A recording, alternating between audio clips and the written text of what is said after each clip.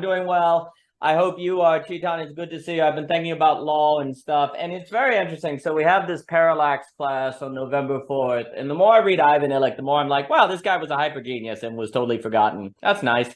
And the thing that also I'm getting more and more interested by is this concept of shadow work, which I know we talked before as that work outside the economy that makes the economy possible. But there's another dimension of it as well that's very interesting, which is the idea that things become kind of a shadow of their former self. And let me explain what I mean by that is when the house, for example, gradually what has occurred as shadow work no longer counts as work. Well, you still have to have someone take care of the house so that you can go to work, right? But what ends up happening, is that the house gradually becomes something that exists so that you have a place to sleep before you go back to work.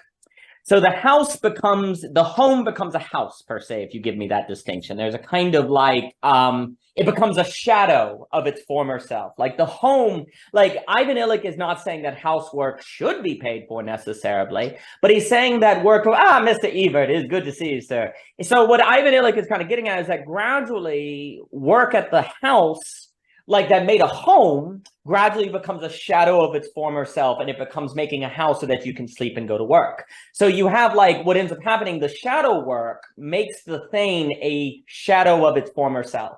So another example, we've been talking a lot about law. Well, gradually what can start to happen is as people's moral actions are outsourced to law, morality becomes a shadow of its former self, and then it's just law. Likewise, society or community becomes a shadow of its former self as state, or maybe we could say being becomes a shadow of its former self as being. And it's very interesting because like Illich, for example, he also talks about like, you know, if people weren't willing to commute to work, right? Like that's a kind of job. You got to drive to work. You're not paid for that. So that's shadow work. That's the work not acknowledged by wage labor that makes wage labor possible. And he's like, if businesses had to pay you to commute to work as well, Illich is like, a lot of them might be out of business. So what we end up doing is kind of symptomizing or creating ethics around it. We say, oh, this is the sacrifice I do to take care of my family. That's why I'm commuting. Or like when you have to do all of this stuff to take care of the house so you have somewhere to sleep before work, you say, oh, well, this is me taking care of the family. And he talks about symptomization, creating sentiments or kind of morals to sort of hide the shadow work that makes the system possible. And he's like guarding against that. He's kind of saying you really don't want to do that. I mean, the clearest example, obviously, is data making online, right? That's all shadow work at this point. Like all these people online are creating data that is not acknowledged by wage labor that makes wage labor possible. And, you know, would Facebook even be in business if it had to pay all the data creation? What's very, very interesting is with this concept of shadow work. So the concept of is you have all of this work that makes the economy possible that is in the shadows, that if it wasn't there, you wouldn't even have the economy. And then while it is in the shadows, it becomes a shadow of its former self.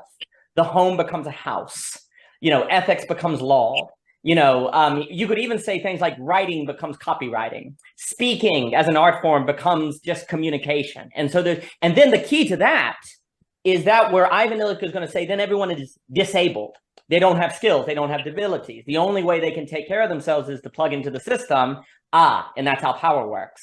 Like if everyone is disabled, if the only way to take care of things or to take care of yourself is to plug into the system, then the very system that disabled you, then is that what you must plug into to take care of your disabling. So there's this disabling function that goes on. I've been very taken by his talking about the disabling in, you know, he talks about the right to useful unemployment, you know, and that idea we talked about last week, where if you decide to build a house yourself without reference to experts or technology, you're seen as like a deviant or crazy. Like you're a crazy person. Why would you learn to do this yourself if you can just hire someone? Well, then increasingly what ends up happening is that you are immoral not to participate in that disabling. You are immoral not to be willing to do all that shadow work for free that makes possible wage employment that didn't occur. There'd be a problem. And I think it speaks also to the law problem, because then ultimately what we were saying last week with law on this question of how does law operate in this way separate from the sovereign, Well, then it's almost like that disabling function also leads to law because everyone is disabled, so they're reliant on the system. So it's not that they're necessarily forced to participate, but merely by the disabling that occurs, they have to continually participate. But I said a bunch of things. And Michelle, good to see you. Let me give it to Mr. Luber. Mr. Ebert, is good to see you. And Chetan, you're a beautiful soul. Mr. Luber, please. This reminds me of, so my really, really smart friend just started reading Heidegger, and he's texted me a question yesterday, basically saying, like, Andrew, do you actually believe that if you are asking a new question to yourself, you're becoming a new person? Like that every question that you operate under is the person you are, and therefore every new question you embark on, you're being a new person. And this just reminds me, I guess, of that dynamic of like who you are in relation to what conceptual mechanisms you're operating under. And I just wonder if the whole house to housing distinction basically just captures how a home seems kind of stagnant, where if you say like a house, like something that's like more like the Heideggerian like housing, where you put it in a more active state, that it implies the shadow work, which kind of gives credence to like, oh well, the shadow work changes, and therefore you kind of change with the shadow work that changes with being in the world changing and all that stuff. So I'm just wondering, I guess it's more of a question that came to my mind, which is what you're pointing out. Does this have to do with how people see themselves, how they identify with themselves, and how does this framework that we were talking about with law have to do with how people basically identify with themselves? Yeah, so it was more of a question. It's a wonderful question. I'll give it to Mr. Ebert. Mr. Kishere, good to see you. Your new track is amazing.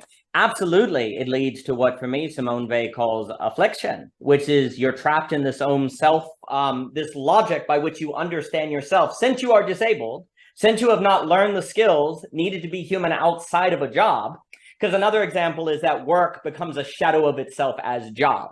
You know, human, like worker, becomes a shadow of themselves as employees. So all shadow, and likewise, you know, when you, now what you're doing at the house is work to sleep and eat and go to a job, not creating, say, a place to host people or creating a space that people can be fully human in, right? You're not creating that space. It's just a kind of pass through. And so absolutely what ends up happening is for Ivan Illich, as the human is disabled by the system, they come to see themselves and identify themselves primarily in terms of their participating in the system. So you mainly become an engineer because I have an engineer job. Oh, I'm a teacher because I have a teaching job. And he's not saying, this is the key, all homes are houses per se, but not all houses are also homes, right? All work can entail a job, but not all, it's that first things first, like out of order kind of thing, right? And so what ends up happening is we come to define ourselves under what Simone Weil would call a kind of affliction. It's the only way we can think about ourselves because the only things we can do are relative to what we've trained by the system to do. And so that then has effects on our self-definition, which then makes it impossible to think of thoughts to not be disabled. You lose the ability to even thinking that doesn't disable you because you get so habituated and trained by the organization that does disable you. So those would be some opening. I do think it could get into the dwelling house, what you're saying with Heidegger, but let me give it to Mr. Alex Ebert and Chetan. Mr. Ebert, it is good to see you, sir. I hope you have been well. I've been well, very well.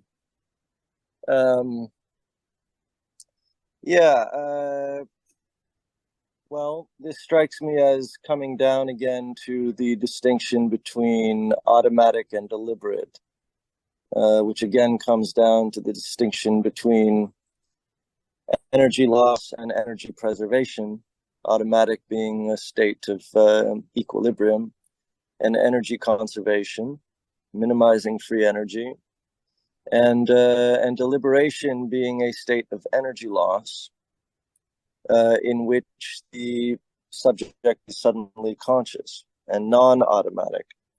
And when we offload morality, say, as if morality could be conscious, which I'm not sure. I think morality itself is an offloading of decision and of deliberation.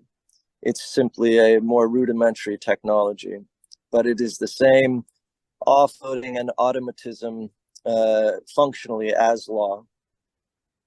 And but let's just imagine for a second. Actually, let's not imagine that because I think it's wrong. But let's just say that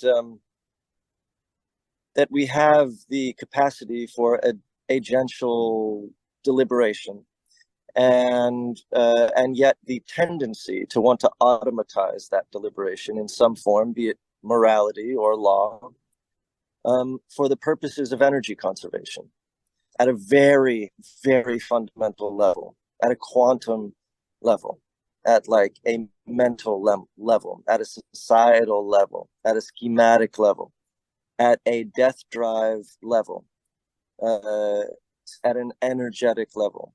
The primary fucking tendency, and it is the death drive, but it's probably better understood as an energetic schema, which is to simply preserve energy by automating.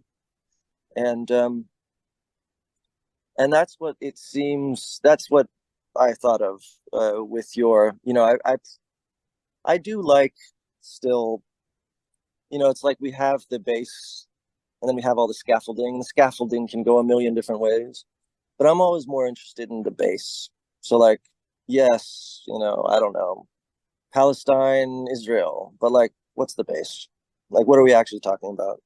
We're talking about belonging, and that all in-groups require an out-group. And then in order to sustain an in-group, you need to sustain your out-group, and so on and so forth. And if you want your identity to be really strong, you have to present the out-group as a threat to the in-group, et cetera, et cetera. So anyway, in this case, it seems like the fundamental aspect that you're describing is one of like automatism versus deliberatism, or automatic versus deliberate. And what is a real life, and what is a real decision, and what is a conscious move, and true vitality, and what is it to truly be awake and woke, and so on. And yet almost nobody is any of those things. Excellent comments, and I'll give it to Chetan. And no, I think first off, I was a big fan of David McCatcher's at Theory Underground's Time Energy book, which I think was getting really well at the notion that the system not merely reduces time, but also energy. And, Marx has that idea of going fishing and you can't even when you don't have the energy. And it's this idea that what you have, and I think it would tie with Ivan Illich, is the notion that what is moralized is a way of life that removes time energy outside. So then what ends up happening is offloaded to the system. It's like you said that time where we're going to start using AI to offload moral decision. That's exactly right.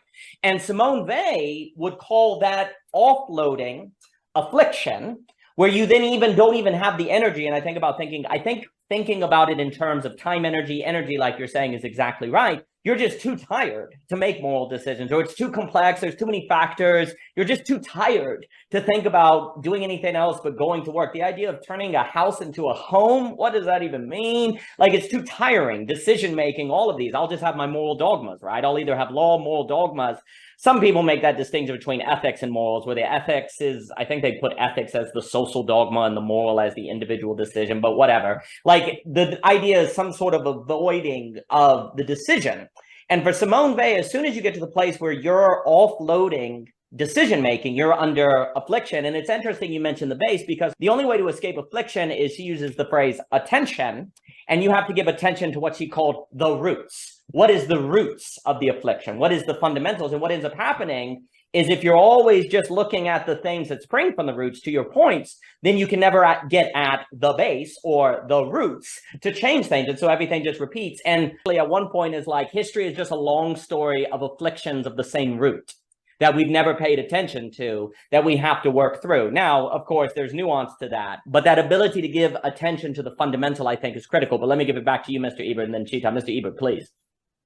I like all that, except that I prefer to stay just in the phenomenological with words like affliction, So for instance, it's in my view the opposite, where the offloading is the removal of the affliction of deliberation, phenomenologically speaking. Sure. And that's really important to me to make those distinctions, because otherwise we're actually moralizing. And we're saying that the equilibrium state is somehow afflicted. But if we remain within the phenomenological, we can very honestly say, well, actually deliberation is the feeling of the affliction.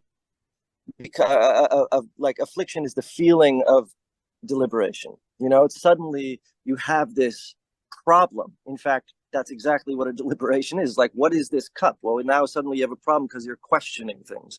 And that's the affliction, and we're actively trying to get rid of it, always.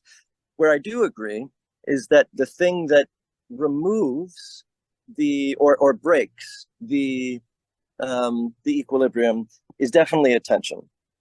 So attention breaks that equilibrium, but reintroduces the affliction. Oh, I don't disagree with any of that. Simone Weil is speaking from kind of a Marxist view of the working class being under the affliction of the ruling class, and they're not able to think of the possibility of escaping. But I completely agree that actually one of the reasons you have to move to a phenomenological scope is to get at the root, is the funny, because if you don't do that, then you might be addressing economics, not realizing you're not at the same time addressing technology over here or something else. And then whatever you do over here just creeps back in from another domain. You know, I'll talk about givens and releases, right? And so C's speaking with affliction and then attention. She's also speaking from the idea of giving attention to the working class. But I agree that that language doesn't get as well. I think we are in an age, and I know we've spoken to about, we are in an age where language and scope and nuance is really a big deal, because these small little shifts, if they're a little off at the foundation, can lead to a big difference. And then it's just figuring out how to keep that in mind while also reading past thinkers, thinking of their language, how to adjust it, how to bring it into a scope while a more phenomenological scope, because as you know, I love phenomenology, and I think that's correct on what you're saying. And I think that is a challenge, because language can lead us off into different directions. So I agree with that. I just wanted to double tap and say that the I don't really have a way to formulate it beautifully right now, but I'm starting to think that ironically, the phenomenological, which of course relates more to subjectivity, is a more consilient language, meaning basically a more objective language, a more coherent language. Because once we move out of the phenomenological and we say describe a certain state of automatism as an affliction, well, someone else can just come along and debate us and be like, no, actually, it's not an affliction. It's this, that, and the other thing, objectively speaking. Or capitalism's good or bad, or, you know, blah, blah, blah. But if we bring it to the actual experience of the subject, which no one ever wants to fucking do because it ruins all their arguments and turns their language on its end, we actually would end up with a pretty consilient linguistic base from which to move, because we all pretty much experience basic things in basically the same ways. I know no one wants to think that, and we're all fucking snowflakes, but the actual reality is, even though one Grand Canyon might make me feel a certain kind of awe, and another might make you feel a different, like, and some other, you know, wonder of the world makes you feel it and not me feel it. Nevertheless, the phenomenology of the experience of awe, which is the actual phenomenological moment. It's not about the Grand Canyon. The experience is not of the Grand Canyon. The experience is of awe. That's the phenomenology. And then we can analyze what produces awe, and suddenly all agree, oh, I see. These various operations of the mind produce awe. These various operations of the mind produce automatism. These various operations of the mind produce deliberation. And therefore, this is actually what defines being woke, like awake, like deliberate, right? Not these set of fucking societal agreements, but this actual fundamental operation. I agree. I think Husserl was trying to get at that when he talks about back to the thing itself, bracking out the problem that has occurred is the conflation of phenomenology with interpretation. Like, what's happening is subject, oh, it's subjective, therefore it's interpretation. No, not necessarily. And those conflations have led to all sorts of troubles. No, I completely agree. Like a real close examination of phenomenology is central. I agree with that. I'm going to pass it to Chetan and then Jacob Kishere. Chetan, good to see you, sir. Thank you, Mr. Ebert. Chetan. Thank you. This got interesting really fast. Thanks, Ebert. Yeah, I think I haven't read Ivan actually, and I've had like quite a few chances to read him over the years, but I sort of never turned the pages around, to be honest. So I'm not sure where to enter into this in that sense from Ebert's side and Ivan's side, I think. But I think there are two meanings of shadow that are emerging from here. One meaning of shadow sort of comes into this line of thinking, like say in Nietzsche, you have this idea of, re-evaluating values, not necessarily because your existing values were false, but simply because if new values are not born, the old values themselves starts in some senses going into their own shadow. As you're saying, there's a certain kind of decay that exists within this line of thinking of, when something is not reborn in some senses. And what does it mean to be reborn within this context? We can think about it. The other, I think, is an interesting question that you're raising is about shadow work. That all things in some senses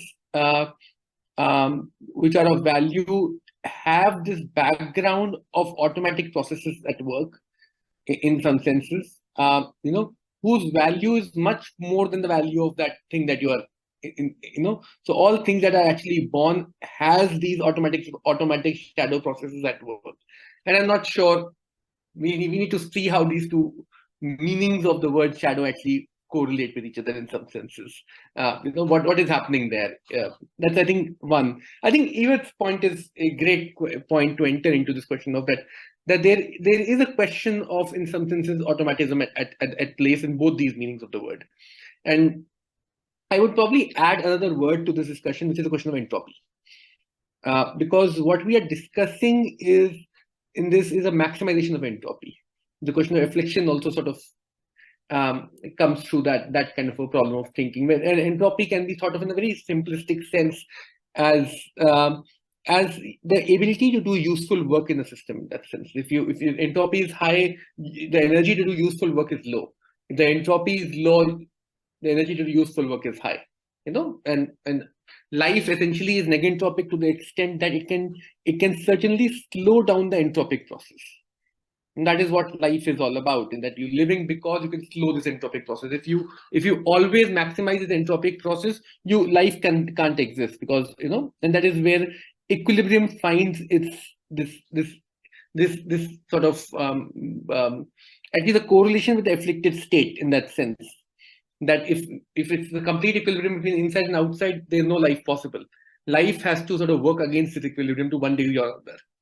And what role consciousness plays into it, we can have a discussion on that. And human judgment or human discernment, at least to whatever degree we can think of, is a negentropic process. It's one of the ways through which life slows this decay down. That much we can at least think through that question. Although I'm not sure how far we can say human discernment is a completely conscious process. How far we might want to make that argument or make that case. I think there's a good case to be made that human discernment is not a completely conscious process in some sense. There is there's this idea of psychoanalysis that in some sense psychoanalysis is about making the unconscious conscious. That idea doesn't work. For various reasons we can get into. It's in a similar sense, this idea that human judgment is a completely conscious process might not be fully, I think, worked out.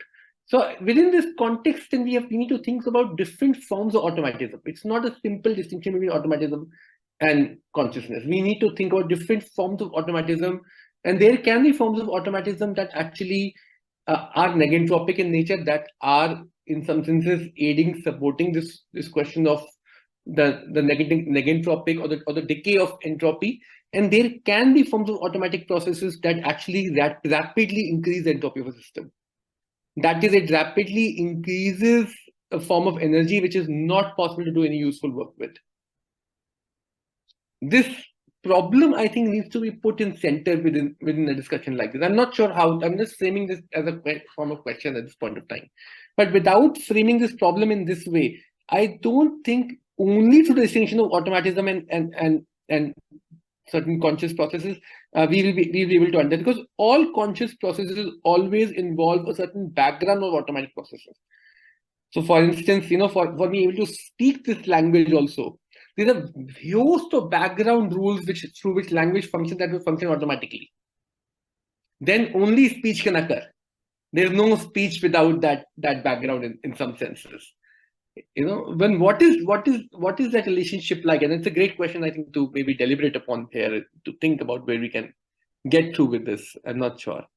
I tried to write a paper, the Venetian paper, Negentropic paper, through thinking about this kind of a problem. But yeah. And it was a great paper. And, a few things, and I'll give it to Mr. Kishere and Mr. and Mr. Ebert. And I think before I forget, it's almost like what happens, a way I think about it is the subject has a phenomenology, which is conditioned, and then that is interpreted by the subject. And since you started the subject, the last thing you do is interpret. You go, oh, I was always just interpreting. Oh, okay, phenomenology is just kind of speculative interpretation. But the first act was actually a phenomenological experience that was conditioned by, say, your ability to see, feel, where you are, and so on and so forth. And then when you thought about it, you interpreted that. But conditioning and interpretation are not equal. But since you kind of return to the subject, that can lead, I think, contribute to these kind of conflations of these categories that I think need to be separated. The other thing I was going to say is, I think you're exactly right. So instead of affliction and attention, if I were to use the language of closed and open system. So when you have a closed system, it tends to go into entropy.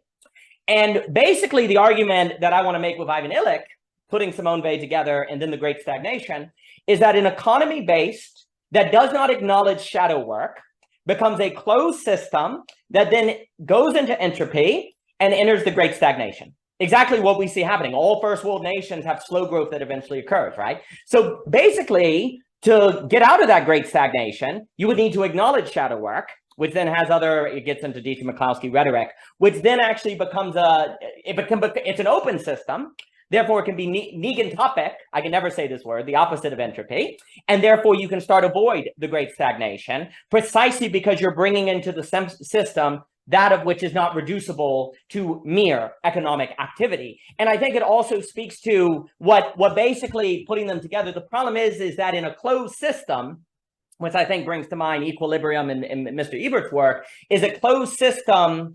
It leads itself also to the inability of thinking itself as opened, and you then create habits of entropy that become automatic, then making it worse and worse. And the question is, can you have an open system per se that then generates habits of negentopy, right? Because the question is, what direction are the habits? I think you're correct that you can never get away entirely from some degree of automatic behavior. Who would want to, and the question is it, for Simone Weil, under affliction, habits lead to control by, the working class is controlled. And she's like, well, how can we develop habits to escape that? Ergo attention. Same with closed system, open system. We need habits of an open system. But I'll stop. Let me give it to Mr. Jacob Kishere. Mr. Kishere, and then I'll give it to Mr. Ebert. Mr. Kishere, your new track is hot. Really like it. Good to see you, sir. Oh, thank you for the flattery, Daniel. It's good to be here. Yeah, and apologies, I dropped into the field a little bit after you started, so I'm just trying to kind of catch the stream as it moves. Couple of things in reverse order. Definitely getting a sense that there's something of the 2 + 2 = 5 notion that I started to get from the first few pages of Bergson's Creative Evolution, which I picked up on your recommendation, Daniel. And the simplest form of the notion there is that while in mathematics or physics, some sort of process has a number of components and characteristics, and then you could predict what would occur in the next moment and the next moment and so on based on what's already present. And Bergson seems to be saying, no, that's not the case with actual living organisms. You can't predict. There is a 2 + 2 = 5 quality to material reality, which of course has a lot of spiritual and creative implications. So with that piece kind of set there, I was definitely struck by Alex's mention of the conflict that's raging, in particular in the context of Daniel's idea of philosophy as self-defense, and considering that none of us are immediate combatants in this, but we are all subject to a landscape of information warfare. And it's certainly not the first time that that's been in my direct phenomenological experience. It seems to be a repetition of a long series of information wars. And, you know, there's a kind of bombardment to that and overwhelm to that. But I think there's a way in which I've been able to tune into that and kind of feel the way in which the sum of all of the individual's choice making and expression in the noosphere adds up into waves, and then those waves are kind of moving and crashing over the commons, and then another wave comes and crashes over the commons in return. And so it begs the question for me, how does my attention properly couple with that landscape of conflict? And how do I take the 2 + 2 = 5 orientation of faith, which is so apparent to me in my personal life, but not at all apparent to me in the movement of empires and global events. So how to scale faith and how to scale 2 + 2 = 5 is an idea that's on my mind and perhaps would be interesting to be seeded outward. Yeah. Well, thank you for sharing. I'll give it to Mr. Ebert and Mr. Lubert. And I haven't heard the name Bergson until I almost lost my mind trying to think all of Bergson together with Deleuze and Hegel. That was a trip. And I think it speaks to the notion, it takes a lot of self-defense to keep your eye on the root. Like everything is pulling your eye off the base and the root, like all of these distractions, right? And I think the creative possibility is found in keeping your eye on the root. Because if you can see the base, then it's possible to contribute to the base, change the base. Like basically there's a real sense unless the base changes, nothing changes. I mean, that's kind of what, like you've got to have that fundamental transformation. And I think it's really hard, honestly, just to bring it into like the geopolitical for a second. One of the reasons that's so difficult is because if you do that, you're going to piss everyone off. Because you're going to see parts where like Hamas is coming from, where Israel is coming from. It's like Ukraine and like you start saying, well, hold on now. We had that one talk. It's like, well, you can never be so sure. It's so difficult to do that because you're going to be hated. Like no one's going to like you. You suck, you know. And so that's one of the reasons why it's so hard to be like, to not contribute to entropy per se, to contribute to that creative evolution. It's so difficult because you got to keep your eye on the base, think it through, and everyone's like, why are you thinking? We need to be acting. It's like, well, I'm not sure I even have my eye on the base, actually. And it's like, take a side. No, I'm trying to keep my eye on the base. You got to fight like heck, and then you got to fight against your own doubts that you're not crazy to keep your eye on the base. So I think what you were saying makes me think about all that. But let me pass it to Mr. Ebert and Mr. Luba. I think it's just hard as heck to keep your eye on the root because everything is pulling you away from it. But only by doing that are there possibilities of this negentropy, this moving against disorder, which everything in you, the whole society is telling you that if you keep your eye on the base, you'll contribute to the problem. Like they tell you the exact opposite, when actually you got to know better. But how do you know better if everyone's saying you're not knowing better, that you're wrong? It's very, very difficult. But let me give it to Mr. Ebert and then Mr. Luber. Mr. Ebert, please. I love your mispronouncements. They're always shocking. I love them. Coming back to Chitan's provocation, I think that this is something that I've written a lot about and try and explain in Hegelian terms, but it's the most difficult notion in both free theory and and the Hegelian dialectic. And it's this idea of where the indeterminacy, which is related to automatism, right? The unconscious. So the indeterminate, phenomenologically speaking, which is the unconscious, which is the function of automatic. And then determinacy, which is phenomenologically speaking again, the sense that, oh, this is this, and suddenly, oh, I'm thinking about these things. Before, and by the way, the reason I'm thinking about these things, if we're going to be teleological at all, is precisely to make it so I don't think about them. That's why I'm problem solving to forget the problem, right? So to get rid of the problem. Anyhow, or I'm learning to ride a bike to stop thinking about learning how to ride a bike and so on. So when I say, where does the indeterminacy and determinacy reside? The indeterminacy resides upon sublation, so upon the saturation, upon the moment at which you've learned to ride the bike. The indeterminacy is within the brain, it's within the mind, it's within the subject, it's on the interior. That's what's indeterminate. What becomes then determinate is the bike rider as such. Before they were a bike rider, you couldn't quite make heads or tails. Are they a bike rider? Or are they not a bike rider? From an external point of view, they're non-determinate. They're indeterminate. But once they have figured out how to become a bike rider and made bike riding indeterminate by graduating it to the unconscious, once they are internally indeterminate, they become externally determinate as bike riders. Right? So the trick here is that the internal indeterminacy yields a firmer external determinacy. And so we can relate that between negentropic and entropy as, and I'll just go down the line here as the things that are related versus the things that are related. So automatic, negentropic.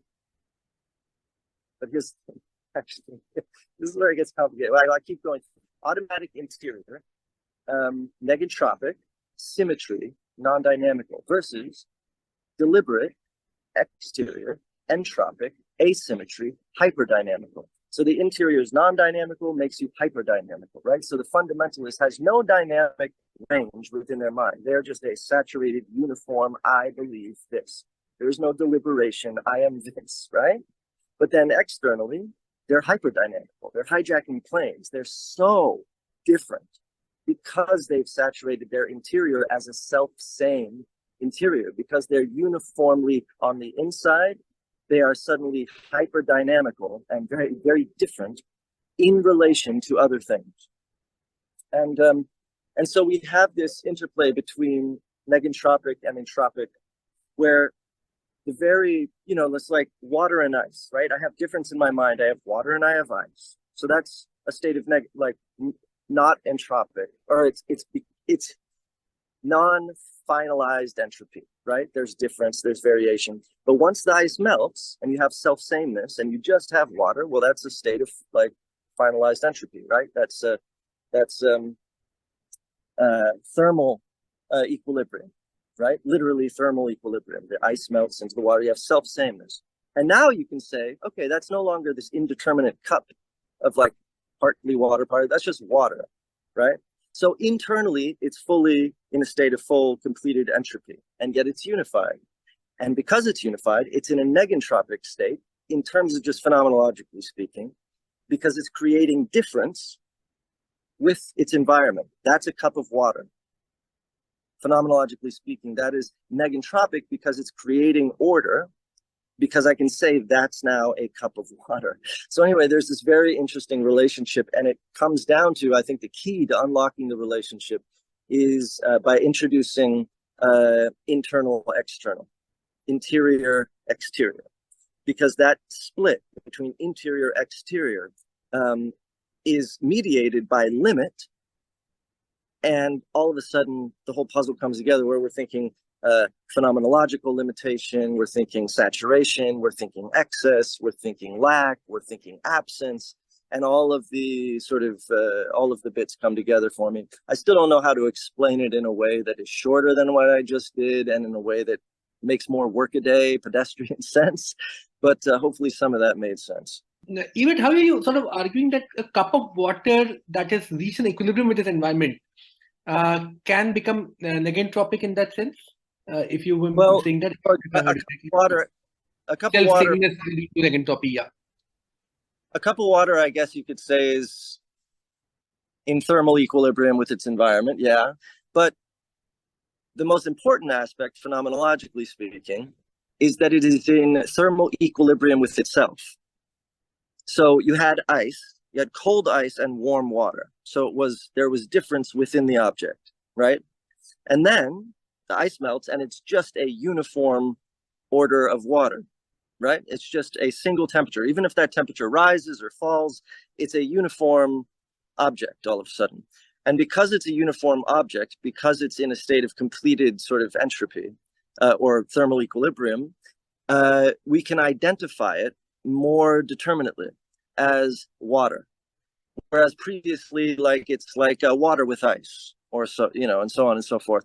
So anyway, what I mean, and maybe, you know, I have to refine the the example, but in the state of the fundamentalist, the fully realized basketball player, the whatever the case is, once they sort of crystallize and are in the zone or whatever state of saturation where they're acting automatically, right? It's like Michael Jordan when he's not thinking, or any of us have been in the zone before. You know that you forget your temporal location and identity, and suddenly you're not thinking, but you're just in the zone. And when you're in the zone, you're actually non-dynamical internally in terms of phenomenology, because you're just sort of in this saturated state. You're operating automatically, and yet from the external position, suddenly you become hyperdynamical. You become the most of yourself. You become more different than your surroundings, than your neighbors, than the others. You become better. You become hyperdynamical, or you become more, I guess hyperdynamic is the way, it's not, you don't necessarily become better. Like a guy who hijacks a plane isn't better than a fundamentalist who does not. But they are, because of their fervency and internal dynamic being non-dynamical, suddenly more dynamic externally. I don't know if that clears any of that up, but. Well, I think it's very interesting, because to me, a lot of what's being pointed out, and then I'll give it to Mr. Luber and Michelle, is this complicated dynamic interplay of scopes. Like there are different scopes by which to see things, and the total sum of understanding a situation is somehow describing all of those scopes. Like you're saying this, like, how do you explain this? I mean, it made sense to me. The problem is, like, you have to move between these different scopes, right? Like, well, relative to the subject, relative to the cup of water, like, and then it's the question of, well, maybe phenomenology is particularly useful here precisely because it exists in this middle might not be the way to put it. Like, phenomenology is interesting because it's always phenomenology of an object by a subject that is not merely reducible to the interpretation of the subject. So you have this space of this interplay of scopes that is trying to be thought out to try to describe, like, the open and the closed, the dynamic and the equilibrium, the entropy and the N-word I can't say because I'm really good, because words are hard. You know, these, and it's also, I mean, it also gets into the question, like in systems and subjects that Cadell brings up with Ludwig on this notion of, is subjectivity a source of negentropy, reverse entropy? Do we bring order into reality? Well, if so, then something that makes something then that is more subjectively conditioned could be reversing entropy in that sense, right? But then the subject can also be habituated in a manner that makes their participation well, just more going with the equilibrium of what's already given, and therefore they're more just participating in the entropy that is already there. So there's these questions of scopes. Mr. Jockin, good to see you, sir. But please, Mr. Ebert. And I just realized words that would really help here, responding to Chitan, quantitative and qualitative. So quantitative equilibrium, or quantitative, thermal equilibrium, leading to a qualitative determinacy. So quantitative indeterminacy vis-a-vis saturation leads to a qualitative indeterminacy / like difference and newness, and those sorts of things are created. So you have the temperature within the glass of the cup being quantitatively equilibrated, and that leads to a qualitative differential where the determinacy, the qualitative determinacy of the cup suddenly, it's not like it was previously qualitatively at 0 and you couldn't tell what it was. You're like, no, that's a cup of fucking ice water or whatever. But there is a sort of collapse from ice water, which contains difference, to just simply water, which has a qualitatively more collapsed phenomenological position, because it's no longer within self-internal conflict and difference. It is self-same.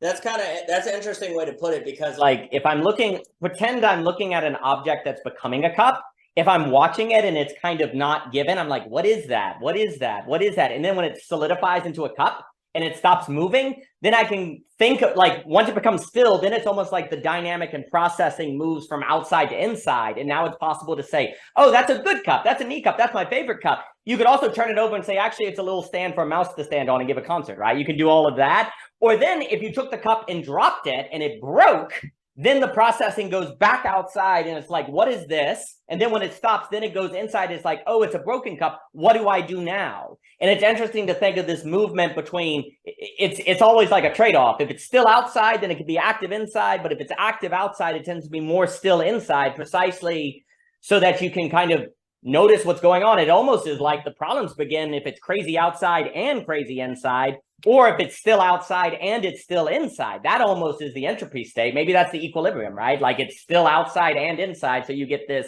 equilibrium that tends to be entropic, as opposed to if you can have one, like both of them at play somewhere, that's when you can have negentropy. The gosh darn it, the N word.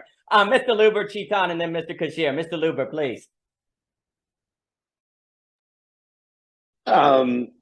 I just wanted to say, Jacob, I listened to your song, fuck with it a lot. And I was like thinking to myself just now, was I dreaming and your song was playing in the background last night? Because I heard it like the other day or yesterday. And I literally was just thinking, I actually can't remember when I was listening to your song. So it's freaking me out a little bit right now. And then also, Daniel, your issues with words, I admire. Because I also have issues with words, and I've been for my whole life very self-conscious, and I'm like, wow, look at this guy, super smart, and he has issues with words too. You could be smart and have issues with words. It's amazing. And then one other thing I noticed, Jockin, nice haircut. Yeah, I have one question that I want to just throw out there, and then I just have a few things that I just wanted to say. It's not clear to me what phenomenology's relationship to psychoanalysis is. So if anybody could illuminate me on that relationship, that would be great. And then just like a few things from what I'm hearing. Yeah, shout out to your barber. So like, I really like Jacob's question of how does my attention get coupled with the conflict? And that question relating to repetition, automation, unconscious, whatever you want to call it. I mean, to me, the answer is storytelling. That's how your attention gets coupled to conflict, because the conflict is just whatever you associate, like from an unconscious point of view, you can attribute the unconscious, you can attribute it to a lot of different things. You could call it repetition, you could call it automation, you could call it a bunch of different things. And to me, this is where I see storytelling as like meta psychoanalysis, in the sense that story comes out of a theme, and theme acts as any possible way to understand the unconscious. Theme is that repetitive mechanism in every possible unfolding, every possible coupling.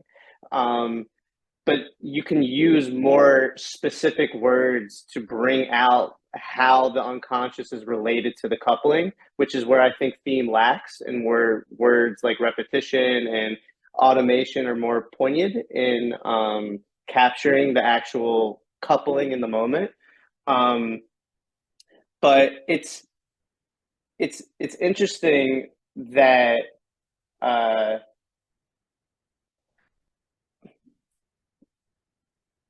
when you're in the zone, as Ebert was talking about, it's like the unconscious comes to the surface as the primary. It's what's primary. It's what's at face value when you're in the zone. You're not able to like consciously discern things like you're saying in the moment. So, and I was just thinking about the other night, Daniel, where you were just making a good point, where it's when someone's doing psychoanalysis, a good subject isn't that you get to a point where you're not aware that you're being in this psychoanalysis tension, whatever you want to call it. And I think there's something to being in that state and being in the zone in basketball. There is a way. There's a clear connection. The question is, to me, when you're doing psychoanalysis and you're talking to that person is kind of not manipulating, but configuring the environment, the space to allow you to just talk and not really think about the fact that he's judging you while he's talking. It's very different in basketball. You don't really have necessarily another person configuring the game in a way for you to not think about the game. There's a sense of self telling, a self bringing the unconscious out yourself in a certain sense, and which reminds me of Daniel, how you postulate what it's like to bring yourself out of the cave. I'm just thinking that the difference between thinking and talking versus actually like riding a bike and playing a game is that thinking and talking seems to have a mediation that is seriously contingent on the other bringing it out of you. Where basketball, actually doing something like basketball or riding a bicycle, it doesn't seem to have that necessity where thinking and talking occurs. It's not like, I feel like most thinkers don't say, I just woke up one day and I was 9 years old and I just had this profound thought. There was something that mediated it, that brought it out. But in sports, it doesn't seem to be the case. And I just wonder that, does the sport dimension reveal something that the thinking dimension can't participate in? And if so, what is that dimension? What would that be called? Because it seems like everything to be labeled or to be called something, it requires the mediation of thinking. But in sports, when you get to that level of like, oh my God, there's 20 seconds left, it doesn't seem to call for that type of mediation. So it's like, what is going on there? I'm just kind of confused what's going on there. So yeah, I really am curious what the phenomenological dimension and the psychoanalytical dimension, how they relate. If you can talk a little bit about that too. I know I said a lot, but I'm also really curious about that. They relate in the same way that when a mouse stands on the back of a cup and sings, that's how they relate. It's very self-evident. I think it's actually a really good question. And in fact, I think what you're asking about the disclosing, like, how do you do phenomenology? Like, how do you do it? Like, you've got to let things disclose as themselves and not let your thinking get in the way of them disclosing themselves. Like, how does that work? Like, it's similar to how does stand-up comedy work? Like, they know you're trying to make you laugh, so you're already framed. How do you get around that frame that they already have? Like, or if someone's like if you're doing magic tricks and the guy's there to screw you up, or they're like trying to spot you, how do you get around their effort to spot you? Likewise, like when somebody goes into therapy, if we use that term, or a psychoanalytical session, they know you're trying to psychoanalyze them and they're probably trying to shield things, and you somehow get around it. I think storytelling starts getting, you're talking about a skill set, like there's a kind of thinking that honors the phenomenon versus replaces it. Likewise, I think in a sports setting, you're not thinking, I gotta make the shot, because if you do, you suck, you miss the shot. It's where thinking becomes full body, it becomes full phenomenon, and that seems to be what then leads to a certain excellence that otherwise is impossible. Now, as a little note before I pass it to Chetan and then Jacob, is that the question that I have is, so the phenomenological experience that you're describing in art, and I think phenomenology is generally this category, is where thinking and enfleshment, as Illich would say, or embodiment or skill, it's also the phenomenology the artist combine. Okay, so the border, there's some sort of like very, it's almost, I don't know if this would be how to say it. I would be curious what Mr. Ebert said. Like, it's almost where the equilibrium, the dynamic is equilibrium. Like, you reach a kind of equilibrium that is dynamic. It's like an automatic dynamicism that is relative to you automatic, but to everyone outside, like not equilibrium at all. It's like very dynamic, right? And so my argument is basically something like that has to happen in economic systems as a whole, or otherwise you're going to continue to go into the great stagnation. And then it becomes a question of if you can do something in law like that, where you bring the non into it without it blowing it all up. Those seems to be questions we're now currently at. I just said about, but you have a point, Mr. Lubert. Yes. Yeah, and Alex, I also want to hear what you have to say about this. It's like when you get to that equilibrium state, Jesus. It's like seemingly unteachable, seemingly uneducatable.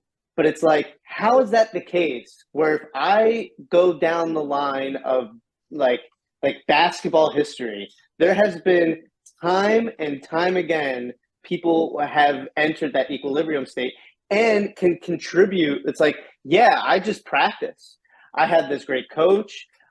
I met Kobe Bryant, like inspired me, blah, blah, blah. There was something teachable. There was something mediated prior to the equilibrium state, but it's not explicit insofar as this is how you get to the equilibrium state.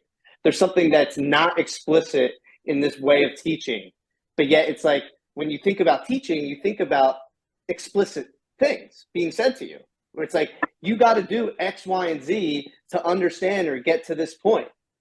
Like, so it's, there's something very confusing to me. Sorry. Yep. No, I was just going to say a couple of things. First of all, actually, I think that the implicit factor is present in all teaching. So you're teaching someone, let's say you're teaching someone very explicitly 2 + 2 = 4. Now there's a whole level of abstraction, like the symbology of 2 and 2 and just the shapes. And it's like, do you get it? Like, little kid, do you understand what I'm saying? Because it's not immediate. It's not like, oh, I just teach you and you grok it. This is some abstract, weird shit. 2 + 2 = 4, right? So I'm actually waiting until a certain quantitative threshold of repetition within the subject has been surpassed. I don't know where that limit, where that threshold is for them. I don't know where it is for the next student. One student might get it within 3 minutes, the other person 3 days, the other person 3 months later, because each quantitative threshold is varying, right? But after that quantitative threshold is surpassed, suddenly then it goes into the state of equilibrium wherein they interact with 2 + 2 = 4 automatically. So that hidden gesture is present in all knowledge acquisition, in my view. And then to say, just to my own version of answering the question about how does phenomenology relate to psychoanalysis, my point of view is that psychoanalysis in a lot of ways can almost just be described as the phenomenological confrontation with the absence of the phenomenological experience, meaning the phenomenological confrontation and presenting, if you will, of the real, of the absence of language, of that very absence, which we are most terrified of. So the performance of the psychoanalyst being sort of quiet, austere, and impervious is a performance which is supposed to engage us with our own feeling of the real, of that which cannot be phenomenologically schematized. So it's like presenting our phenomenological schema with that which cannot be schematized, meaning, the real, aka like the fear of fears. And by confronting that phenomenologically all the time, confronting our phenomenology with that which cannot be phenomenologized, we sort of, it's like putting ourselves, putting ourselves through a constant slow death initiation over and over again until we sort of, it becomes a more plastic relationship. And in my experience, all of my fucking problems and my weird neuroses are all related to fear of death at the end of the day. So that process ends up creating a familial relation that allows us to sort of, move past that potentially, or at least move into it. That's excellent. As a quick note, and I'll pass it to Chiton and Mr. Kishere, is that I'm tempted to say that psychoanalysis and phenomenology, in line with what was being said, kind of combines at the das Ding, according to Richard Boothby. And the das Ding is the external lack, the other person that is not merely an object that have a subjectivity, but is not within your subjectivity. It's the das Ding. And I think that's where you're experiencing another mind that operates psychoanalytically and that you have a psychoanalytical response to, and that is contained within phenomenology. So I'm not going to elaborate on that because I'm a jerk, but I'm wondering if das Ding might be an angle to go at this. But I'll have to, with Mr. Boothby, he gave a lovely lecture on Tuesday, but let me give it to Chiton and then Jacob Kishere. Chiton, please. Wonderful discussions, actually.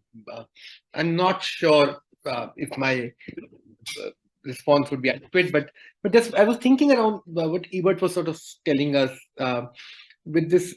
I think what Ebert is bringing within this domain of the entropy is this inside-outside split. That there is, in some senses, when a system reaches a certain sort of entropic state from within it, something without sort of disturbs it in some senses, and this kind of, and he's absolutely right. But what he's sort of describing is how open systems would behave. There's the nature of an open system. If the system is open, definitely it would always, in some senses, get disturbed from its internal stable points. That's something which would always in that. There's a whole idea of open system. Is that systems are not always open in this sense. They may be, but they not always are. The whole question of entropy arises because we can form closed loops. But Chiton, first of all, the universe is theoretically a closed system. So in theory, all open systems are actually contained in closed systems, and all closed systems are actually contained within open systems until we get all the way down the line to the universe. So if we have a closed system which tends toward entropy and it's existing within an open system, but then if you spread that out far enough, that's also within a closed system, and so on and so forth. No? One of the things is that thermodynamics actually would tell you that the universe is an open system. It can't be a closed system. If it would have been a closed system, you would have been dead long time back. We are actually an open system. But isn't the whole idea of universal heat death predicated on a closed system? Yes, that idea of a system reaching its maximal entropy is based on a closed system. The reason that we haven't done so yet is because the universe is an open system.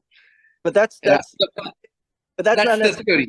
Closed. Yeah, that's not a closed argument, right? Like that's still up for debate at the moment. I'm not making a closed argument. I'm just saying that this argument that universe is a closed system it might not be true in that sense. It's not something which there's a consensus upon in any sense in that sense. Yeah. So problem, and if you think about the human subjectivity, when we think human discernment, what is the human discernment doing? It's essentially making the system open.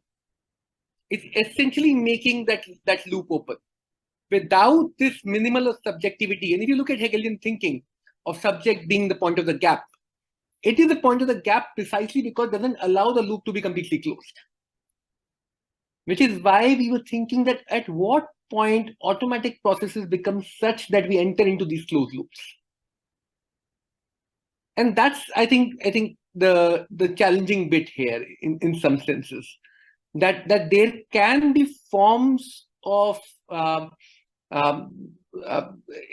systemic structures emerging which may not behave in a manner in which its own point of gap is activated. Or you may want to use the word real, you may want to use the word unconscious, these are different words we've been using theoretically to describe this, but essentially whose whose brush with the real is sort of cut from it. It is behaving in some sense psychotically. There is a psychotic dimension to that kind of a system in some senses. How do we think through that problem? And if you look at the late capitalism that we are heading into, late capitalism is a form of system that is behaving in this manner. I think Zizek said it. Many thinkers have sort of pointed out that late capitalist structures are structures which are cut from their own, the name of the father or big other in some senses, which are cut from this radical otherness in some senses, which are stuck in their own closed loops. How do we think through these forms of close? That's, I think, the first question. I think the second question that Ebert was raising is extremely interesting, which is a question of technical objects. I think where he's sort of getting into this with this question of determinacy, he's coming in. I think that's a problem of the question of exosomatization. That at all points of time, human subjectivity has to externalize something to re-internalize it. There is no way, and you can look at, say, Simondon's work, Bernard Stiegler's work, where language itself is a technical object. You have to externalize what needs to be re-internalized. This question of exosomatization. And again, within this question of exosomatization, and then we'll not get into too much into it because it will become longer, maybe I'll come back to it. But within this question of exosomatization, if there's no re-internalization taking place, if you're only externalizing, like in technology, you have a phone, you externalize the memory into the phone, but you're not re-internalizing it in any way, then automatically the system's entropy maximizes itself. Automatically the closed loop sort of comes back. How do we think through that fundamental problem? And the ICE example sort of comes to mind from there. That once you've exosomatized certain forms of identifications, but you're not re-internalizing them, there is no movement from which those can be re-internalized. There is no movement back to ice of that water. That water remains the water. Then there's no re-internalization taking place in some senses. And without a re-internalization, again, this psychotic, this sort of closed loop structure that we are trying to think about re-emerges. How do we think through that problem as such? Yeah, please, Ebert, go ahead.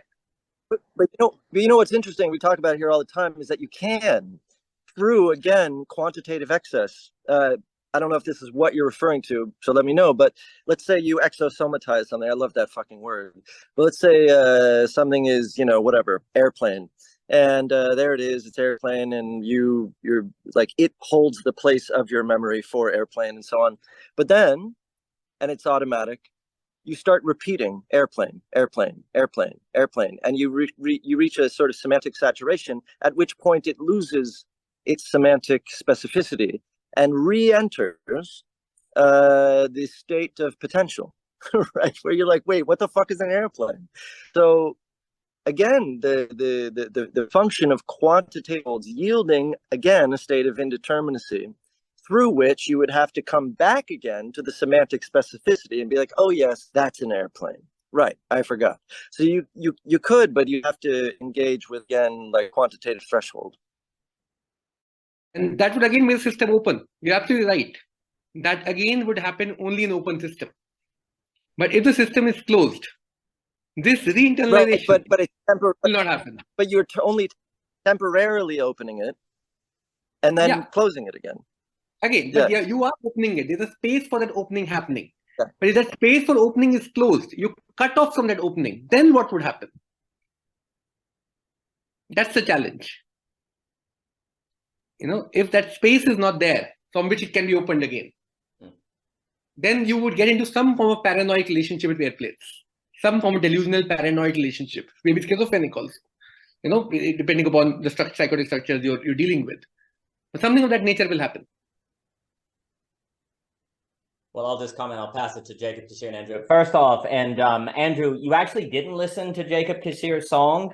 You dreamed it. And then he made it because it was from dreams, actually. So that's what occurred. Also, Mr. Thomas Jockin has the perfect rule of fourths in the aesthetics of his screen. I'm really impressed by that. Third, I'm very taken by this notion of open, close, open. What I would note is that basically what Ivan Illich wants to say about economics is that wage labor thinks it's a closed system.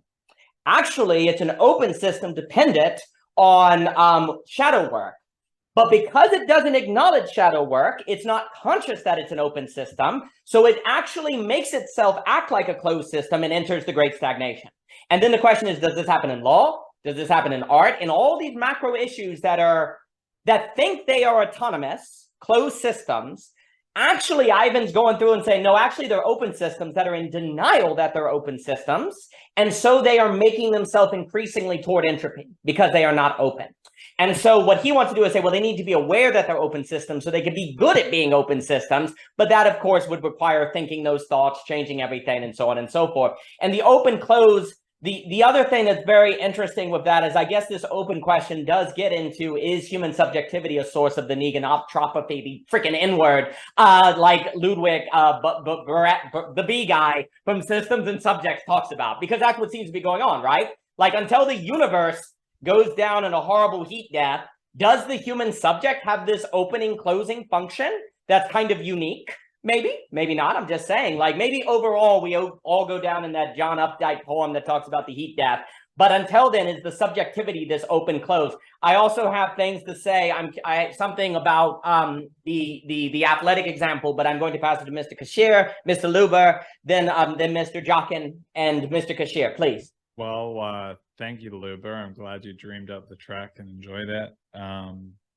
My goodness, how to even contribute to this conversation. I really feel my brain phenomenologically stretched quite beyond its limits, trying to hold together all of these different parts and dimensions that are being stretched out.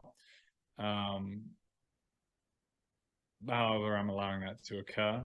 And I'll speak to what I've observed and what's come up for me so far, because there has been at least some percentage that has kind of landed in the net of my mind. Yeah. It seems to me what I was getting at earlier around the noosphere is that the indeterminacy of the players is hidden by the mediums of communication.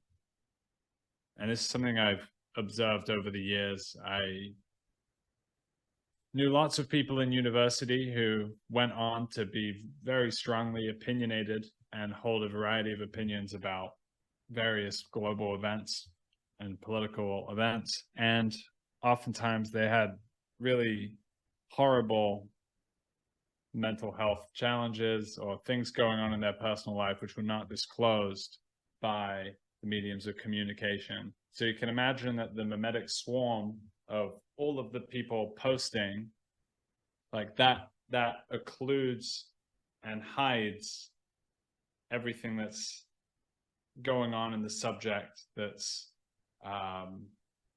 perhaps much more indeterminate than the very determinate certainty about what it is they're perceiving.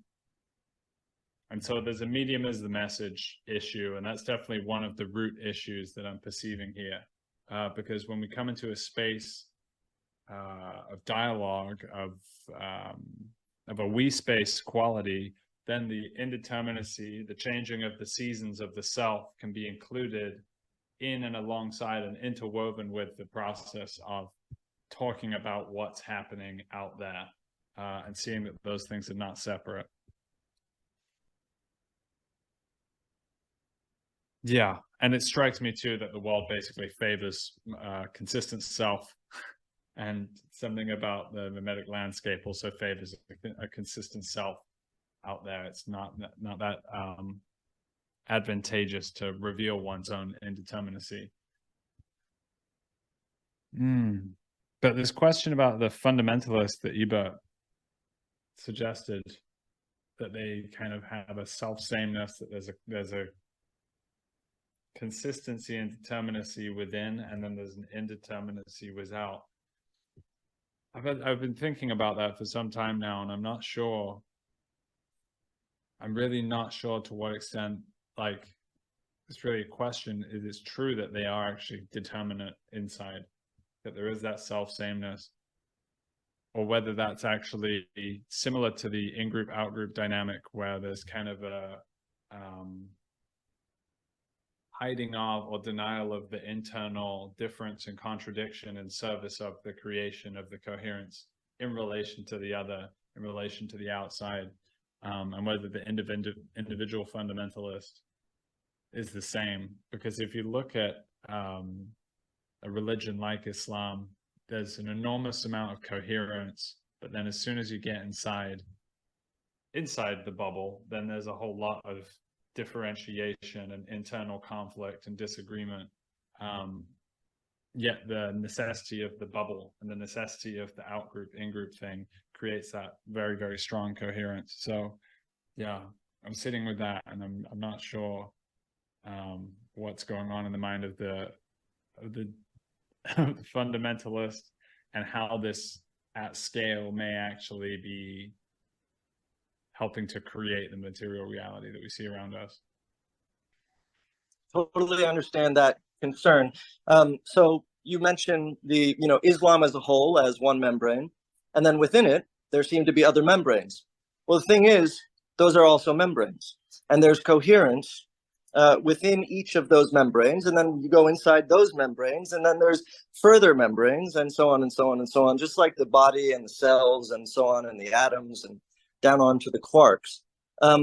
But the only way that any of those membranes are identifiably determinate is if they contain an indeterminacy within themselves, which have saturated to the point of I am this. If you just even think about that declaration, I am this, it's a totalized declaration, right? It's where all of me is this. There's an indeterminacy. And by the way, if I'm not mistaken, you switched it around. The indeterminacy is on the interior, the determinacy is on the exterior when we're talking about a fundamentalist. The indeterminacy is in the phenomenology of the mind of the fundamentalist. Because when you say, I am this, you enter the state, ironically, of indeterminacy. Because you no longer have an internal dynamism or interplay or conflict or contradiction. You have said, I am this.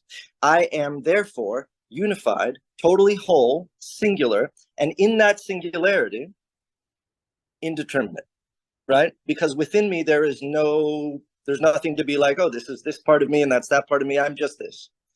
And then within that, and the idea, by the way, which I think you're sort of indicating, which is, even if I say I'm this, I might have a sense of, what's it called when you, such and such syndrome, imposter syndrome, right? I am this. It's like, but inside I'm like, no, I'm actually not. So it is possible to say you are such and such, and then have a sense of determinacy, not indeterminacy, phenomenologically speaking, where you say, I am a God, but inside you're like, wait, maybe I'm just a man. Oh my God, I'm not sure. That would be a determinate problem, not a problem of indeterminacy. In which case I would say, you're probably not going to actually convince anyone you're a God. The people that I know that are the most determinate people and the most compelling are when they are in the zone or when they are in a state where they are internally indeterminate. That's just my experience, but that also jibes with everything I'm saying in terms of when you meet someone and they're just on fucking fire, that's their state of internal indeterminacy, which presents an external state of extreme determinacy, where they're like, whoa, that's this person. This is an object. This is a difference, right? So anyhow, just want to say all that. I have to go pick up my kid from school, but this has been a really fire conversation. And I'm really sad to have to leave it. For some reason, my shit won't work when I leave the Wi-Fi. Well, Mr. Ebert, it is good to see you. And I will, in 20 minutes, have to go unfold chairs at the venue. But we've enjoyed it very much. Always good to see you, sir. And thank you for being here. Best of luck to you, sir. And, I really like what Mr. Ebert just said. And to me, like in belonging again, for me, another way to put it, for me, is that a fundamentalist treats axioms like a system. They believe that just because they have axioms, they have an entire system. So, for example, they say Jesus and Lord, and that's it. That's like that. That's the entire system. And also, fundamentalists generally don't believe in axioms. They just believe that there's a fundamental reality, and you're either right or wrong. that you don't have different axioms according to which different worldviews follow in assumptions. So they tend to not be systems thinkers. Now, again, I think you're correct. We have to draw this line between saying, well, then the danger of saying, well, that's bad, is you go into this pure relativism that's destroyed the world, right? So the middle zone between relativism and a problematic fundamentalism is thinking in terms of axioms, which we try to do in The True Isn't the Rational. But I think it also has the implications of what Mr. Ebert was saying. But I'm going to pass it to Mr. Luber, and then Mr. Jockin, and then Chetan, if you'd like to speak again. Mr. Luber, please. And like I said, alas, it's wedding season in about 20 minutes or so, but this has been wonderful. Mr. Luber, please. This was a great conversation. I think the best way for me to ground this is in set theory. When we have an open and closed system, the way we're talking about, and I'm every time I can't catch Ebert, I'm actually going to push back on this determinate indeterminate state slightly. I agree to an extent, but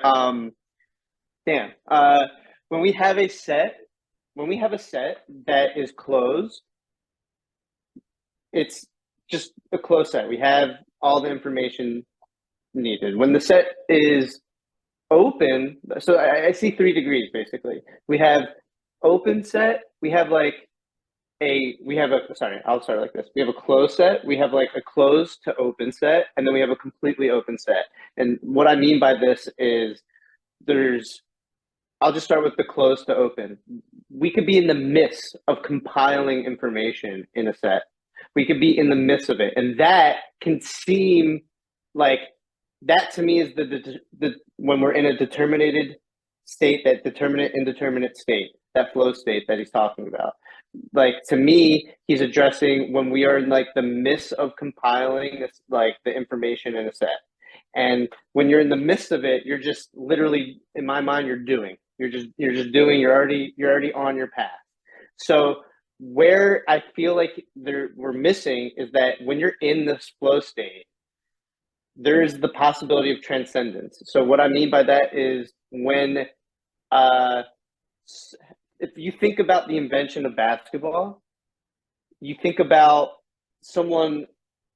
this professor in, I forget, Canada, you think about somebody that was throwing a ball in a bucket.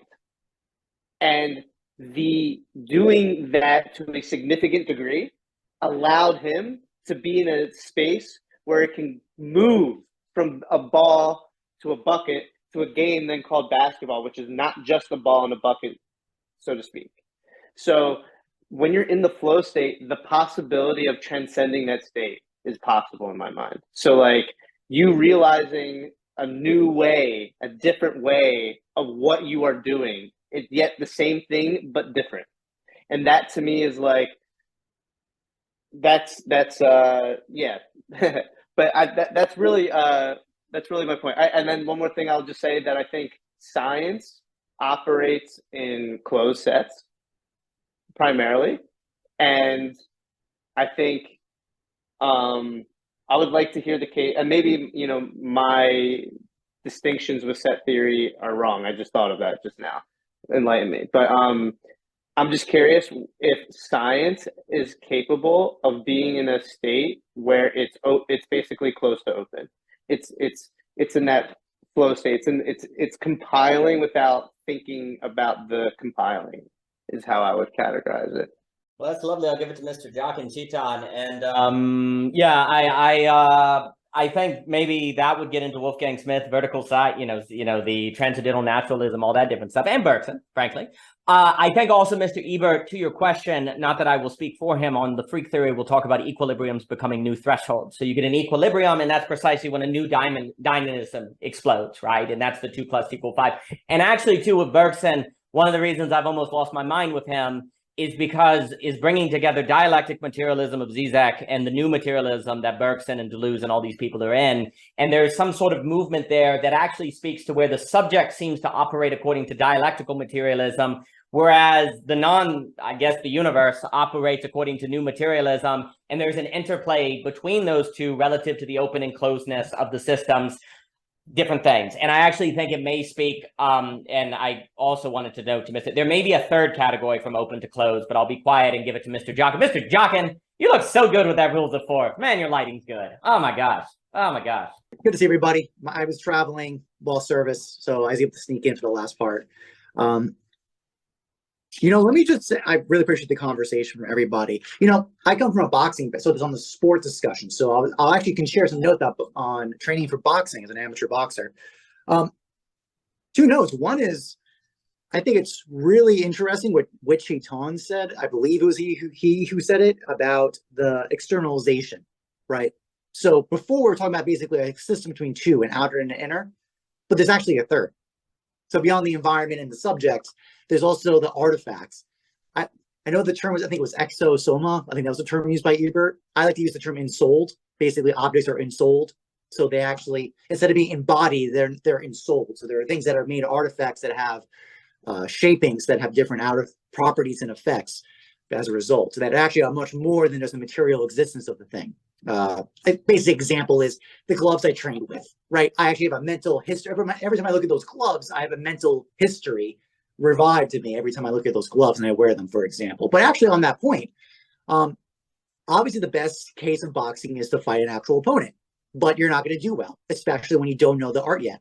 So what do? We make artifacts, speed bags, heavy bags, jump rope. We have I bring this up to bring now that we have all these artifacts that are creating simulations, that are creating intentionally not correct, not the repetition of reality of the actual act of boxing, and the necessity of how to shape our body to be a certain way in a certain timing, to hit a certain position at a certain range, etc. The actual amount of complexity to actually box well is so much more than anything any coach could tell you explicitly. There's a difference between the intelligible and the sensible. That's the biggest idea here, is that the sensible has a lot more information going into us than anything the intelligible actually can coherently grab. And especially what's actually the sensible, even what's picked up from the sensible, is completely contingent on meaning and repetition, basically the meaning part, basically meaning and relevancy. Because the actual particulars of what to look at and what to pick up, which when a shoulder flinches or when the leg drops, that as a boxer, through repetition, you know the consequences that come from that action. That, oh, if I don't raise my left hand at this certain time, when I see this dropping of a hand or a drop in the shoulder, I'm going to get hit. If you don't have the prior knowledge experience to even train for that, simulate for that, you're not going to know it, and you're going to get harmed. So your body's getting very clearly the indication of the value mechanism of recognizing the difference in repetition. So right there, so we look at there. So we have already distorted reality through these external artifacts, speed bag, heavy bags, mid activities, to simulate the shapings that we need to do to actually box properly in timing and space and rhythm and all this good stuff. And actually, quite frankly, I'll tell you, in that flow state question, that's basically a question of resonance, because that's basically what's going on is you have to synchronize the body into the pressures, constraints, and demands of the world presented onto you. You almost always, through the repetitions and training of artifacts that create a certain practice in science and training. So actually, because, if you take technes as kinds of sciences, they're different kind of science than the kind we normally think of episteme. But there definitely are sciences. But the problem is you can't just write it all down as a formula and just give it to someone. Any trainer would tell that. In fact, even as a boxer, there's certain positions. I don't have to look at somebody. I know when I'm in a certain position. It's almost like the term for it is basically awareness of your own body in space. I forgot the term for it. But basically the idea is like, I know I hit a certain position. I know exactly where the liver is. I don't have to see it. I don't have to know it. I can even feel when an offensive attack is about to come. These are all basically things. No coach can tell you that. No coach. That is all just sensible apprehension that occurs. That's much larger than any statement or phrasing. And that resonance factor, the idea of coordinated synchronization is basically what virtue is, in one sense. You can maybe treat it as fluency. And especially under the context when you go beyond the body, any kind of moment of performance where we need to enact in response to a particular situation. The biggest, for example, negotiations. You're negotiating something. That seems like a very mental activity. But every time any negotiation literature is going to tell you, your biggest opponent is yourself. You will negotiate with yourself before your counterpart, actually because you're afraid of conflict, because there's apprehension to conflict. So you're trying to mitigate conflict. So actually the training in a negotiation is learning to be comfortable with silence, tension, all this fun stuff, all this indefiniteness that usually people are trained not to run away from. My last note, just to share, because I wish Ebert was here, because this whole note about the qualitative and quantitative. I was just reading a text from Roberto Eco on lists. So he wrote a text on lists. Just what are lists? What is the form of a list? There's a really interesting line in there. There are different kinds of lists. There are kinds of lists that are closed systems that tell you exactly what needs to be there. And it kind of taxes forced order of things. Because they say I can literally just list a bunch of random things and put them in a list. It imposes an order onto it by kind of a taxis. So it's kind of an assemblage. And then there's the kinds of lists that are meant to go indefinitely. Like Virgil, for example, blanking the name, Homer, there you go. Basically, in those texts, they're making statements of description that are meant to say they're not saying the whole story. There's actually more to be said than what's being said, and they acknowledge it. So that list is a kind of definite excess. It's making explicit something to be aware of, but it's letting it be known very clearly there's a lot more external going on at the same time. The last one, just related to the kind of intelligible side, by the way. There's a concept I'm fascinated by. I just started the hunting down of this. The minima sensible. That concept comes from Berkeley. It comes a little earlier actually than that, but Aquinas also talks about it. But the basic concept, I've done enough reading on the point, but the last thing to say, the idea when you look at a mountain with a forest on it, and you basically you say the category forest, you don't recognize every single individual tree in that forest, you see the whole forest. That's what I mean by the minima sensible, by the kind of grouping activity from a bunch of particulars to the whole. I find that just as a basic concept just fascinating. Berkeley goes in a lot of different directions with that in particular. But to close out, just one last note, and actually on this note on virtue, I want to point out one last thing about these kind of externalizations. Just like in sport, those are artifices we put on, like the square playing field, the square ring, right, of the boxing, a playground, a basketball court. And they have all rules and parameters that are artificial. They're externalizations that ensoul the space to kind of create a domain to allow virtue to play out. It's no different than law, if you think of it that way. Ideally, law is meant to create a space for peace and virtue to play out at the same time. Yeah, I'm now wondering if there's a way, on the dusting comment earlier, there's a way in which we ensoul things to deal with the dusting of the other, which for Boothby is ultimately the skill of religion. And religion here can, you could use it in sports and art. And that's why it might be where phenomenology and psychoanalysis come together, because you need the phenomenology to do the skill. And that's because there's a psychoanalytical reality. And it's almost like good religion then is the coordinated synchronization around that lack or dusting. It's just dusting and lack kind of go together. And then, of course, economics and all these things seem to be best. And I would also note that ensoulment, it's almost like we can say, and then I'll give it to Chetan, openness somehow goes with open, ensoulment, and then the creative act, which is negentropy, still strike 20 on that word. And then it's almost like closed is no ensouling, causation, and entropy. So it's almost like then what ends up happening is that, well, for Ivan Illich, economics gradually, because it doesn't acknowledge shadow work, it loses all ensoulment. So then it's like, oh, you need some soul, like some get going. There's no soul in it. So it gradually goes into the great stagnation. And so economics without an acknowledgement of shadow work, which is the revelation that it's actually open, but in denial of it, then does not intentionally engage in creation. Thus, it becomes completely causal and thus falls into entropy. And Mr. Kishere, I'm talking Ivan Illich's notion of shadow work, but actually I try to play on the Jungian notion of shadow work as well. It's a great association because basically in order to honor shadow work, as Ivan Illich takes, it's going to require a macro doing of shadow work to be able to handle the anxiety of realizing that economics depends on something non-economic to work, that law depends on something non-law to work, that things require something outside of themselves to work, which requires a lot of anxiety to face. I want to discuss the question of economics in some senses. And now, I think if you think about this question of capital, so Marx very early on saw the problem of capital was, as he said, MCM, which becomes MM prime later on, in that sense that it is forming closed loops. that capital's function essentially was so such that you could form a completely closed loop. And if you are being honest about it, economics becomes a study for society only at a point when these closed loops are present.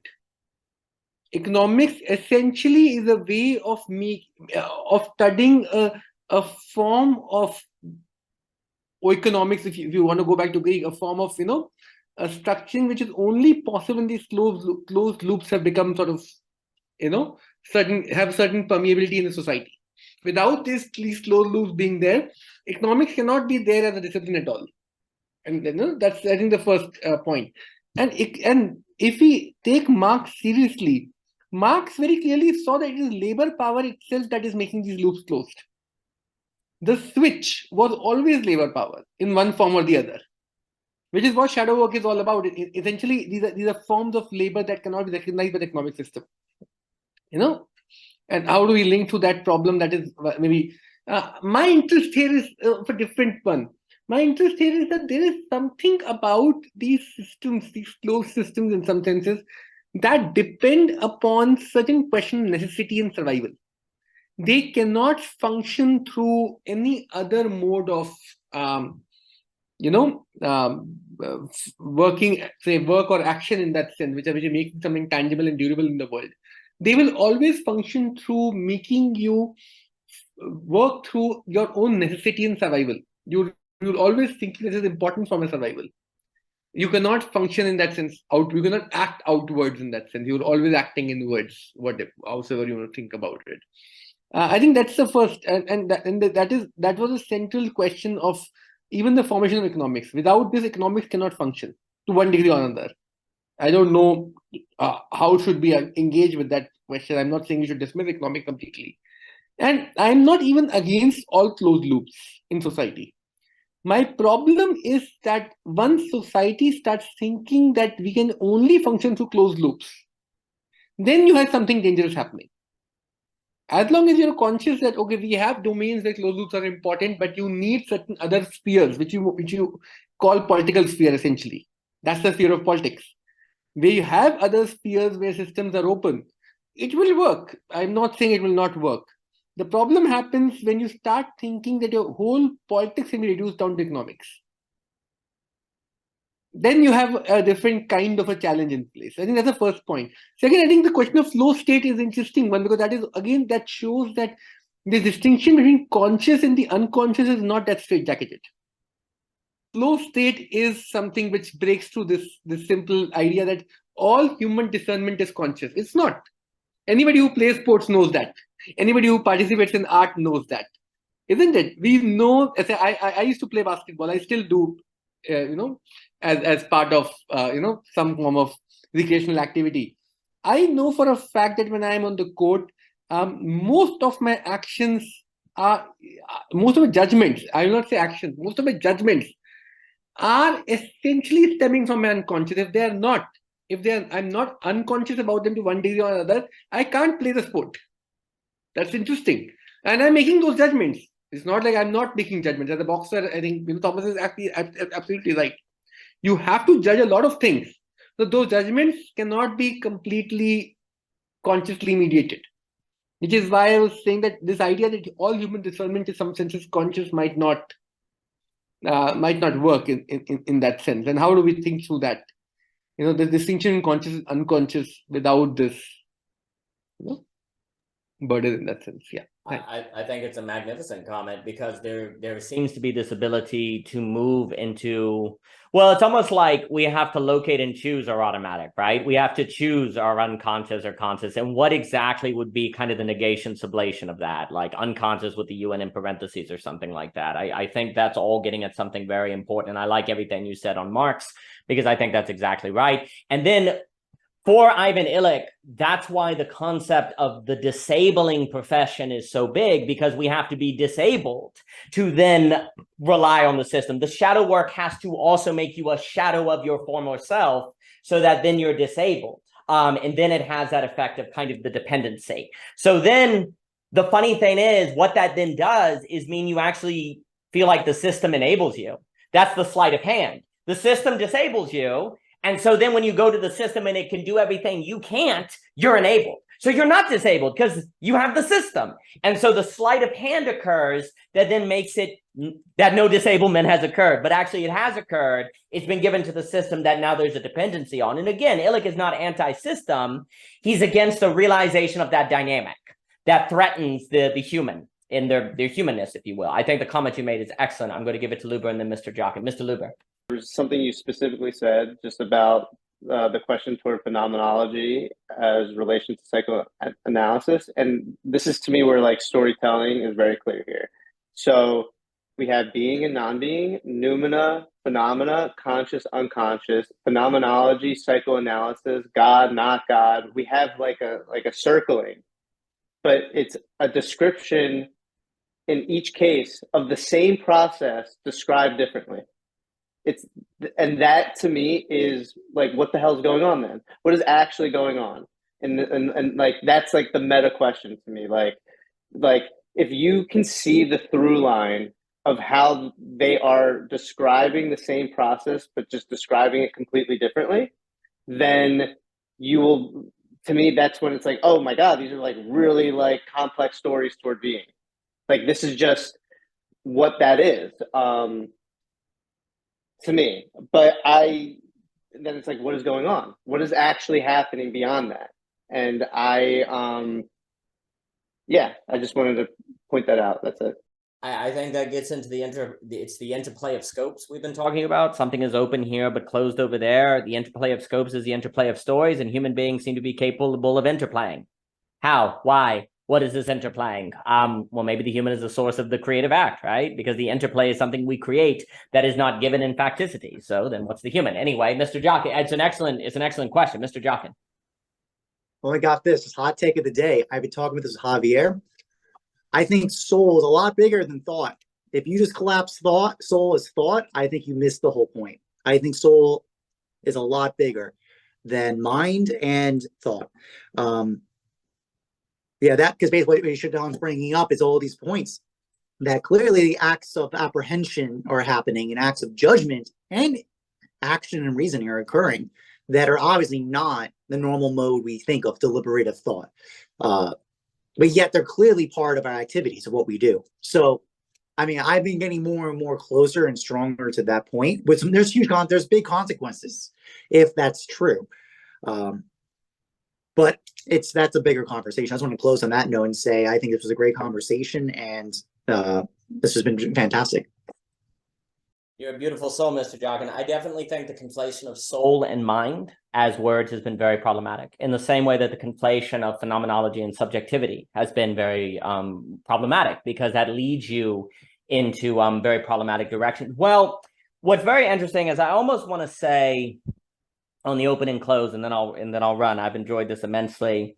Can we make a distinction, I guess, between open, closed, and I almost want to say control? And what I mean by that is an open is a list, a closed is a loop, and I mean closed is a loop and control is a circle. And I'm now thinking like the true infinity. And what I mean by that is we have this interesting idea that when the outside is dynamic, then I tend to be closed inside. We were saying that it's like, what's this cup? And then once I know what it is, I can be active on the inside. So it's like entropy outside, negentropy inside, or reverse, open, close, so on and so forth. It's almost like what the athlete does is they bring so instead of it being a cup, it becomes your body. Like you're bringing the dynamic as close as possible to the internal life as you can without making it equal the internal life.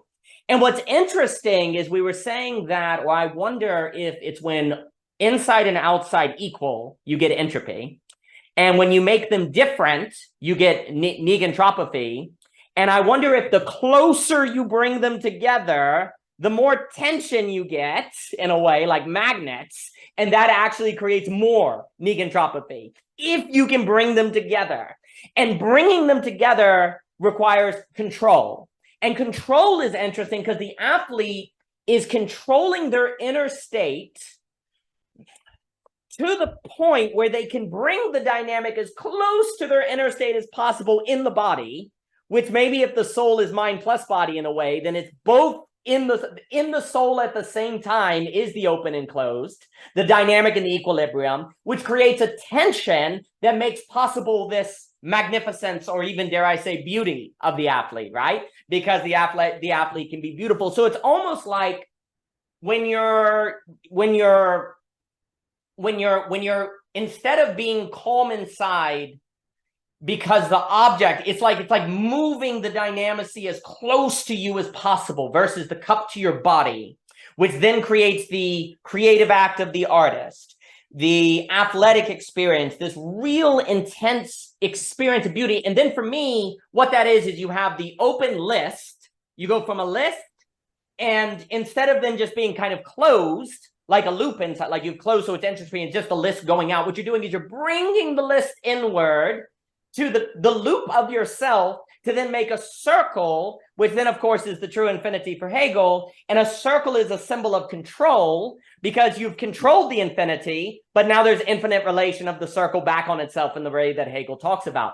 So what ends up happening is if you can bring the dynamic state, like the athlete does, as close to your internal state as possible without making them equal, then what you're doing is you get the negation sublation of open closed, and that's what I'm calling control here. I don't know if I'll keep that language, but it's like where you're able to control or hold. Maybe it's hold. Maybe hold is a better word, because you're holding, your soul is holding the open and closed together very, very closely, which creates a tension, and it is that tension out of which the beautiful unfolds, the Negentropic, the reversal of entropy, and thus the skill of religion in this sense, the skill of the athlete, the human skill, the unique human skill is the capacity to bring the open and close as close together as possible without them being equal, which generates this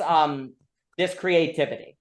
Those are things I've been thinking. I'll have to think on it. So open, closed, hold, list, loop, circle. The athlete is they're maintaining the equilibrium in their internal state because they've trained that much, yet bringing the dynamic as close as possible to that internal state, ergo of the body, without ruining that internal state. And that's really hard to do.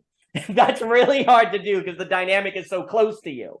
When it's in a cup, it's far away. So it's not as likely to, quote unquote, touch the internal state and throw it off. But if you bring it to the body and you hold it, and then keep them in their place, rightly ordered in a kind of Augustan sense, then you get this beauty. And that's what you see in the athlete. That's what you see in the artist. Those are thoughts that come to mind. I enjoy speaking with you fine people. You are delightful. Thank you for your time today. I will unfold some chairs. Chetan, Mr. Jockin, Mr. Luber, Mr. Kishere, thank you all for being wonderful. I've enjoyed it immensely. Thank you for your time, gentlemen.